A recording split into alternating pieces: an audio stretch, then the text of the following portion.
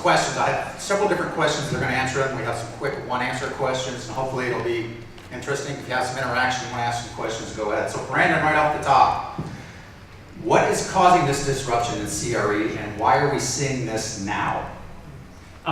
So I agree with Jeff in that it's not going to be disruption. I think it's going to be kind of a reimagining or a transformation. And I kind of talked a lot about it. I think younger generation coupled with tools that are actually really easy to use to work on whatever device they happen to be on is just attractive. At the end of the day, the focus on the end user has been transformative. We're an industry, actually, a smart guy who started a commercial real estate technology company once told me, commercial real estate might be the only undisruptible industry.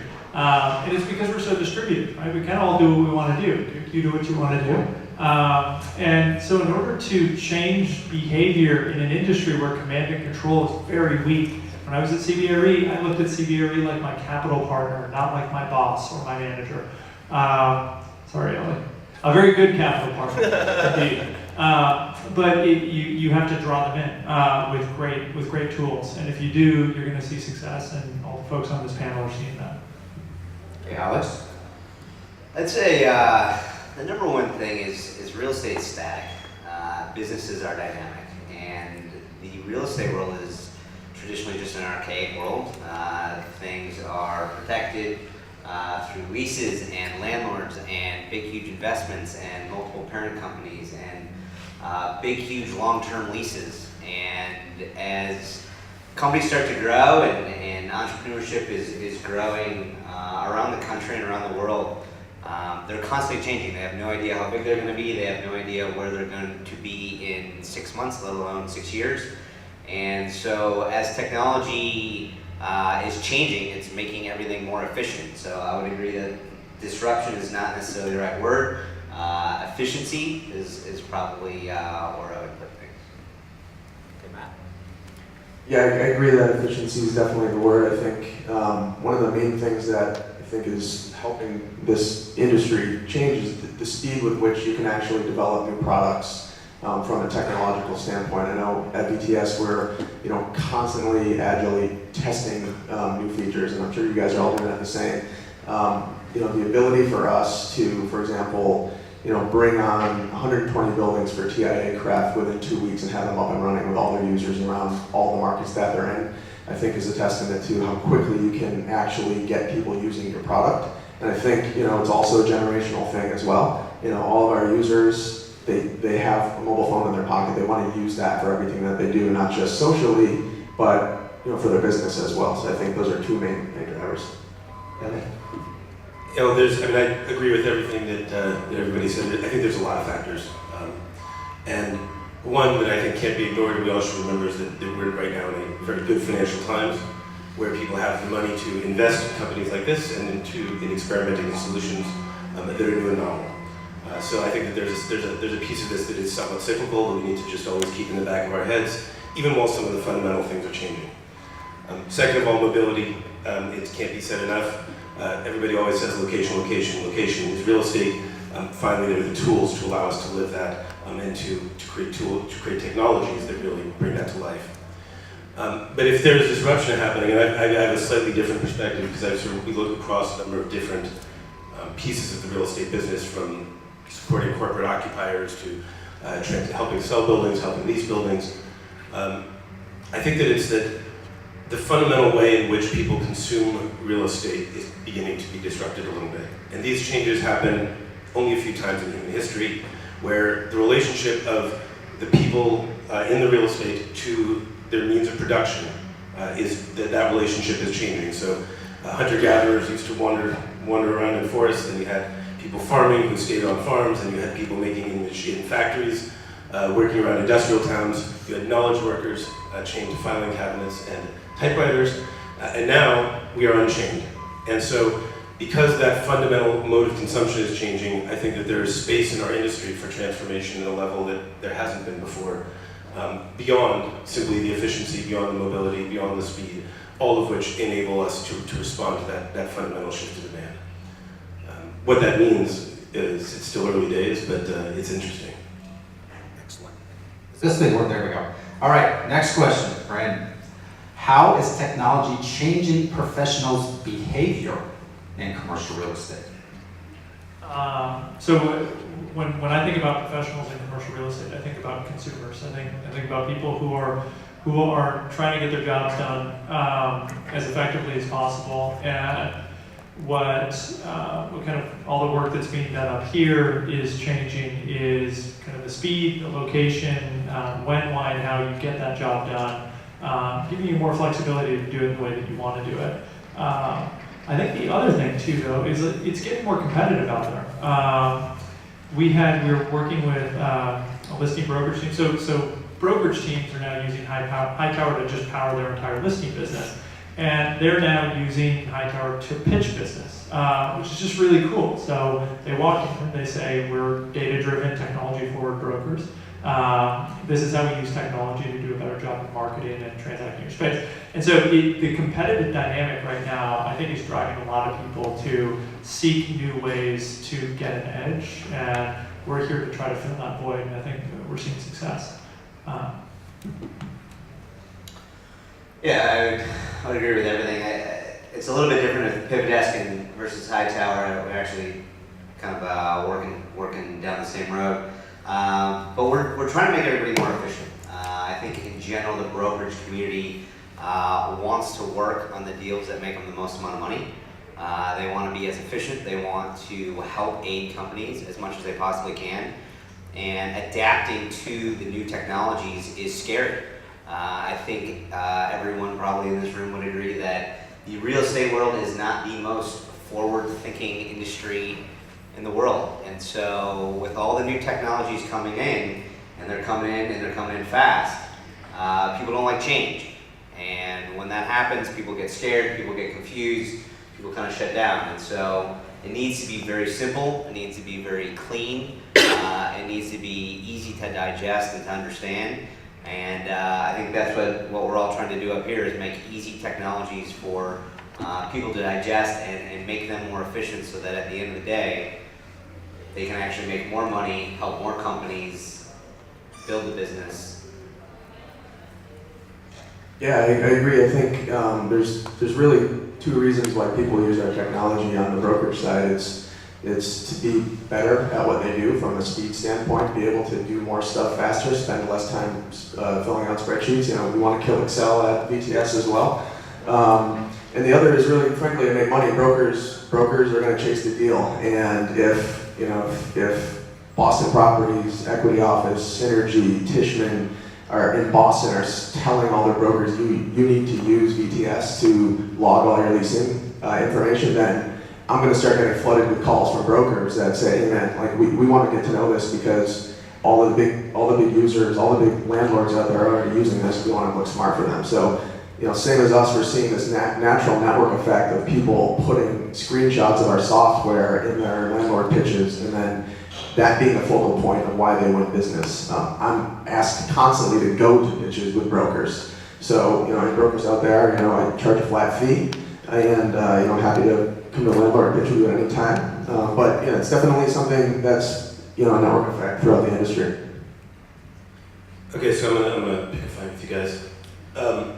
So in my experience, and for those of you who don't know, I was the Chief Innovation Officer in Insignia Financial Group years ago. So we've seen one cycle of this technology boom happen, and I'm now seeing it again.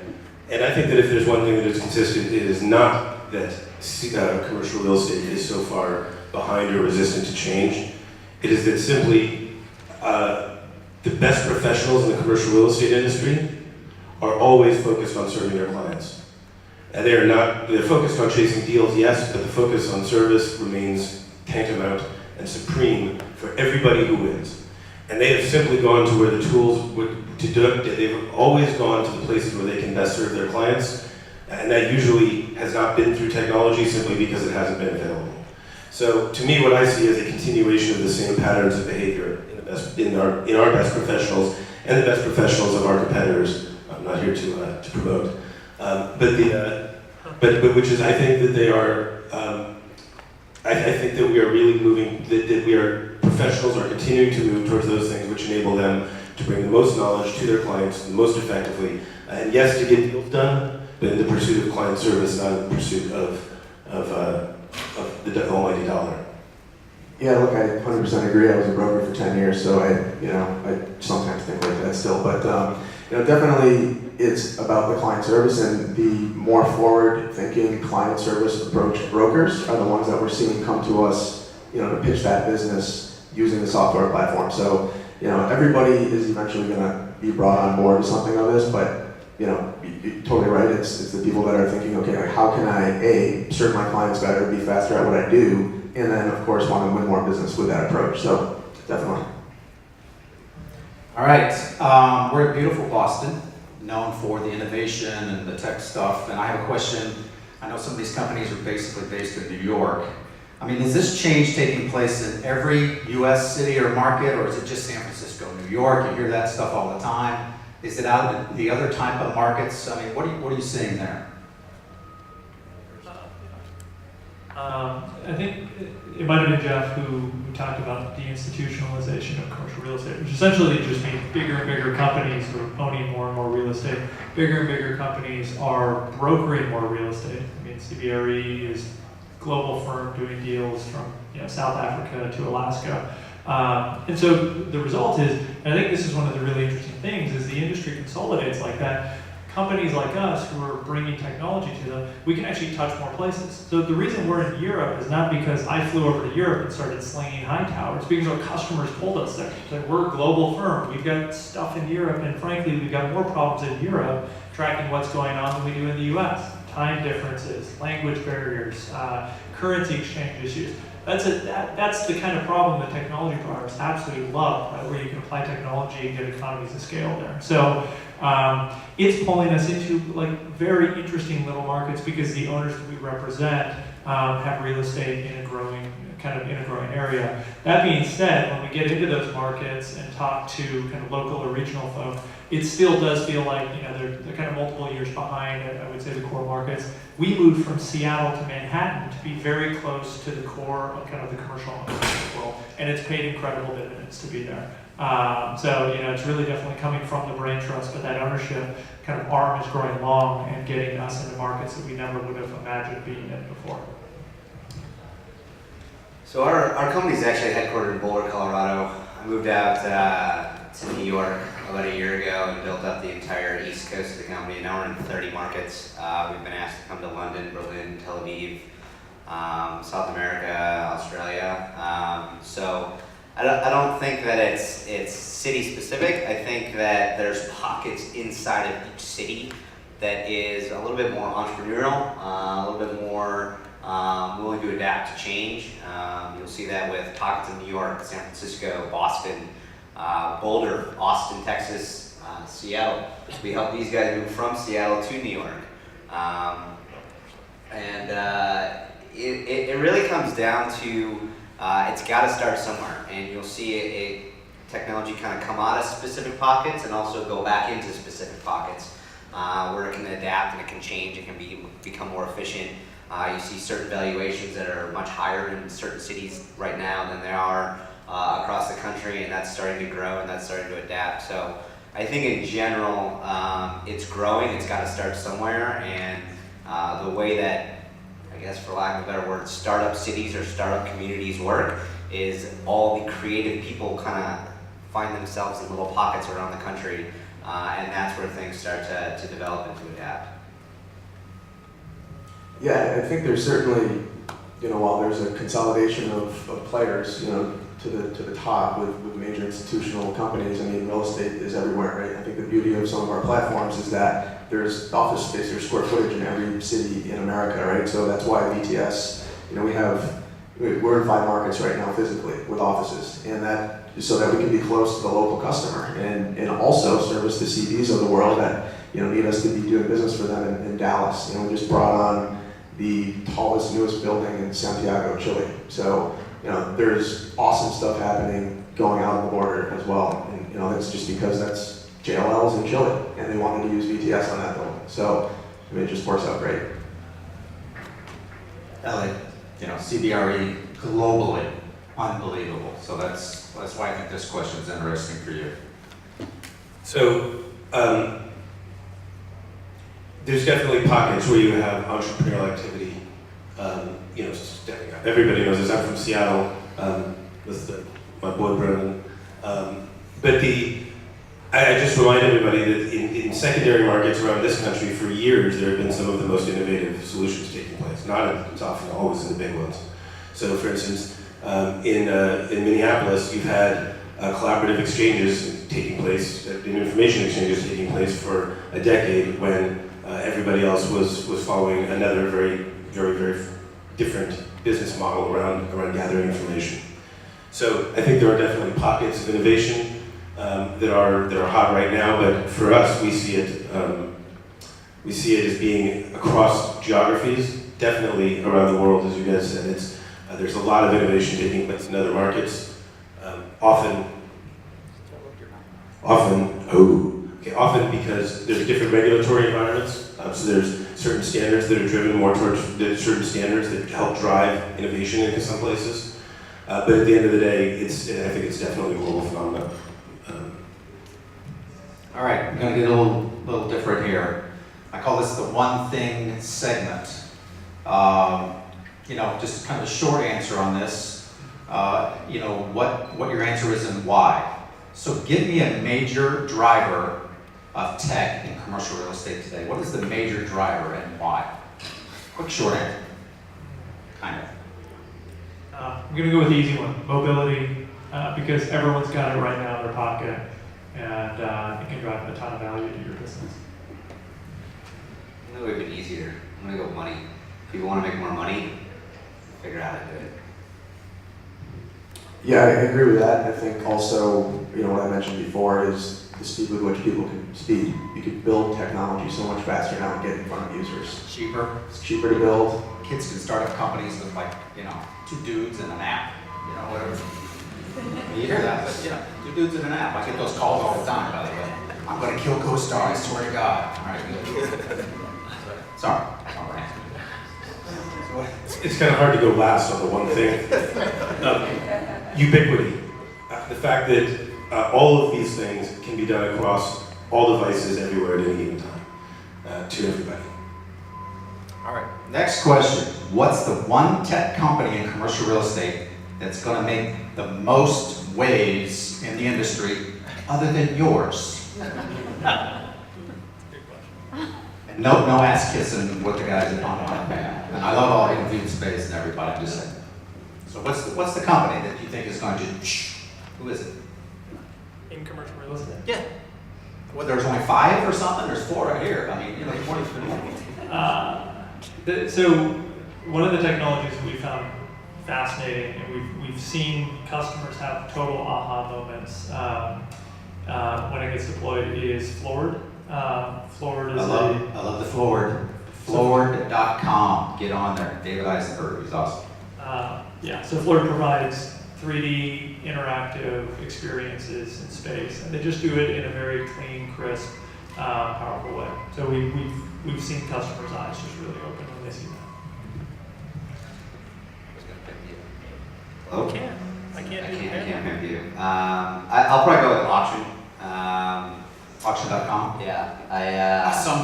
I think They only got $200 million. Yeah, I mean it's just a small little thing. Yeah, if you've never heard of them, you definitely should check them out. All about fundraising. It's awesome. CoStar. Dude. Seriously, I think Tell me why. Well, I think that they'd be foolish not to start adopting some of these methods of doing business that we're all developing ourselves. I don't necessarily think they're going to shoot out of there and all of a sudden just continue to dominate the market. We're going to chip away at that, but politically, it's going to be the company that solves the pain points for the customer the best. It has the most money, maybe. Elie. So I'm gonna just go with the totally left field answer just for the fun of it. Okay. Amazon, because I think that there is, one of the things that we look at down the road and see is that there is a bundling of real estate with other services, bundling of real estate with connectivity, bundling of real estate with server capacity, bundling of real estate with HR solutions, bundling of real estate with hospitality solutions. And to me, Amazon is doing some of the most innovative things in the world they've done some of the most innovative things in the world with their web services, which has enabled a lot of these platforms to move very quickly. If they ever turn that attention to real estate, it will be fascinating. I will tell you one interesting thing. I don't know if any of you saw this, that they're doing. It's actually, the place where I started my first company is a place called the Western Building in Seattle, which is now basically the biggest network hub in the Northwest, and has become a massive high-rise server farm. And Amazon has an enormous amount of capacity in there, and what they figured out is that the most effective way that they could cool that building was by piping the heat into their offices next door. Brilliant, right? So they've got servers in one place, they're heating up people in Seattle, which they needed, next door. And so I think if they start bringing that kind of consumer-focused creativity to real estate that they've done in web, it could be very, very interesting. That was left field. That was cool. All right. Next one, 10 years from today, name the one thing in commercial real estate that will be the same. It'll be the same. I can name a couple. Service and client service and relationships will remain deeply important. The thing that I realized, and the reason I kind of push back so hard on disintermediation or disruption is like, commercial real estate is a pretty complex business. Doing a deal takes a long time, there's a lot of actors involved. And in 100 years, when we're all like real estate robots driving around and we've got virtual reality everywhere, client service is still going to win the business. It will be client service enabled by virtual reality robots, but it will be client service. Okay, I like that. I mean, I was going to go with just strictly brokers. I think the broker will never go away. Whether it's a level of service will probably always be there, but I think that the broker, someone being involved, a live person will always be around. I don't think that this is ever going to be a completely streamlined SaaS somehow model in some way. Yeah, more towards the actual physical nature of real estate, I think there's always going to be some sort of change in trend. I mean, I started my career in commercial real estate 10, 12 years ago, and just the way people use space right now is completely 180 degrees changed since 2005. So I think as long as people continue to innovate not only technologically but also in the building space, there's always going to be new ways people use space. Yeah, I agree with everything everybody said. And I think that service is going to be key. But I think exactly what you said about utilization of space. Underlying everything is the power of human interaction, and people need to be in the same space for that. They need to have that experience. It's what enables creativity. It's what enables innovation. And I think that is a fundamental human trait. So that'll be the same forever. All right. We're getting close to the end. Hang in there. All right, here we go with the rapid fire one-word answer. One-word answer. Are we in the middle of a tech bubble, and is commercial real estate in the middle of it? Go ahead. Who's first? I go first again? Go. Yes. Yes. Yes, yes, what? Okay. All right, we're in the middle of the tech bubble, and commercial real estate is in the middle of the tech bubble. Interesting. Matt? Oh. Alex, sorry. You both of us. I would say kind of and no. Good answer. All right, next. I don't know. You don't know? All right, fair question. Tech bubble and CRE in the middle of it. Yes. On both Yes parts. to the second part, definitely. Okay, all right. Next question, one answer. Which city in the U.S. kind of gets it the most? And who embraces technology from the government to the CRE companies who operate there? Which city do you think is the most? I'm going to go with San Francisco. I gotta go with Seattle. Love them. Go Seattle. Go Seahawks. Sorry, that's fast. New York. New York, okay. Now here's kind of a general question. What is the most important app that you use for your business? What's the most important app that you use? I think Uber, except I got lost today in one. Go ahead. How do you get lost with GPS, you know what I'm saying? I don't know how much this will resonate with any of you guys, but it's probably Trello, which is an app that I know helps us Trello. organize our lives. I know Trello. Okay. It's awesome. Asana's pretty cool too. Sounds pretty cool. I'm going to say Yesware. They're actually Boston-based. If you're having anything to do with sales, you should definitely check them out. Yeah, Yesware was my answer as well. Email tracking, it's awesome. Right now it's Twitter. Twitter? You're like a Twitter dude all of a sudden, out of nowhere. Oh, but I've been watching for a Oh, long you're time. stalking. All right, this is kind of easy, but the most important device that you use for your business. I use my headphones. Honestly, when I have my headphones in and I'm on a call, I can use it like 7 other devices at once, so it's very important. Who's one's playing because there's babies on there. I'd say iPad. It's a toss-up between my iPhone and my Moleskine, because I think the Moleskine notebook, probably the biggest ideas that I have go in there. I'd still go with my brain. Now that is a debatable subject, in my opinion. But, all right, this is the very last one. Here we go.